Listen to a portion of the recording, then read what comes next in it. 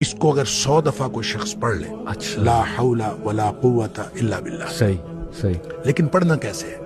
पढ़ना इस तरह नहीं है कि आप बस पढ़ते जाएं। ये है क्या? ला हौला वला कुव्वता इल्ला बिल्लाह असल में क्या है? हौल का माना भी कुव्वत है और कुव्वत का माना भी कुव्वत है। ला हौला वला कुव्वत, यूं कह लीजिए ना कोई इज्तिमाई ताकत, ना कोई इनफिरादी ताकत, इल्ला बिल्लाह, सिवाय अल्लाह के।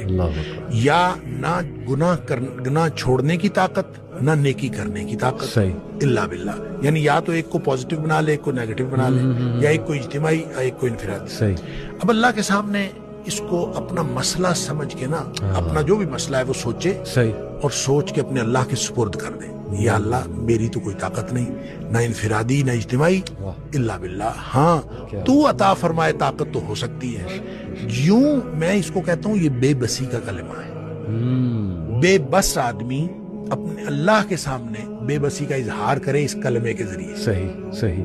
तो फिर ये नबी पाक सल्लल्लाहु अलैहि वसल्लम ने फरमाया, जिस शख्स ने कहा था ना मुझे वसवसे आते हैं जी, आपने फरमाया ला हौल वला कुव्वता इल्ला बिल्लाह पढ़ा कर, तेरे वसवसे भी खत्म हो जाएंगे और इसके अलावा अल्लाह ताला तेरे 100 मसले हल कर देगा। वाह वाह।